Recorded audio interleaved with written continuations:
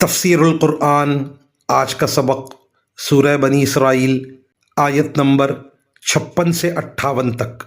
اعوذ باللہ من الشیطان الرجیم، بسم اللہ الرحمن الرحیم۔ قل ادعوا الذین زعمتم من دونہ فلا یملکون کشف الضر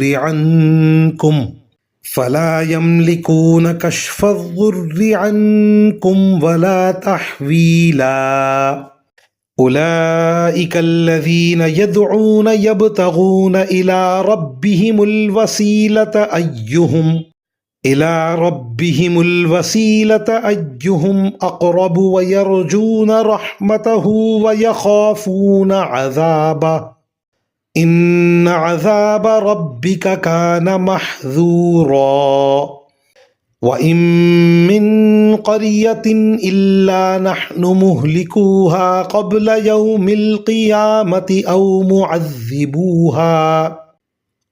يَوْمِ الْقِيَامَةِ أَوْ مُعَذِّبُوهَا عَذَابًا شَدِيدًا كَانَ ذَلِكَ فِي الْكِتَابِ مَسْطُورًا۔ ترجمہ: جو لوگ اللہ کے علاوہ دوسرے معبودوں کو مانتے ہیں ان سے کہہ دو کہ جن کو تم نے اللہ کے سوا معبود سمجھ رکھا ہے انہیں پکار کر دیکھو، ہوگا یہ کہ نہ وہ تم سے کوئی تکلیف دور کر سکیں گے اور نہ اسے تبدیل کر سکیں گے۔ جن کو یہ لوگ پکارتے ہیں وہ تو خود اپنے پروردگار تک پہنچنے کا وسیلہ تلاش کرتے ہیں کہ ان میں سے کون اللہ کے زیادہ قریب ہو جائے، اور وہ اس کی رحمت کے امیدوار رہتے ہیں اور اس کے عذاب سے ڈرتے ہیں۔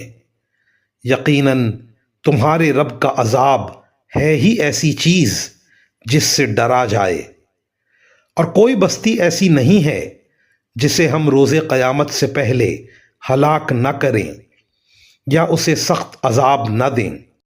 یہ بات تقدیر کی کتاب میں لکھی جا چکی ہے۔ ان آیات کی تفسیر میں مفسرین کرام لکھتے ہیں یہاں مراد بت نہیں بلکہ وہ فرشتے اور جنات ہیں جن کو مشرکین عرب خدائی کا درجہ دیا کرتے تھے۔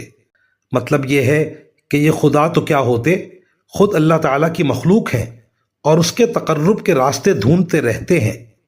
مزید فرمایا کافروں پر ابھی جلدی سے کوئی عذاب نہیں آ رہا ہے تو وہ یہ نہ سمجھے کہ ہمیشہ کے لیے عذاب سے بچ گئے ہیں۔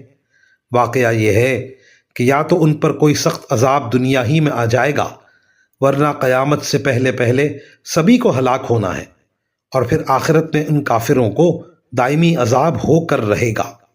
وآخر دعوانا ان الحمد للہ رب العالمین۔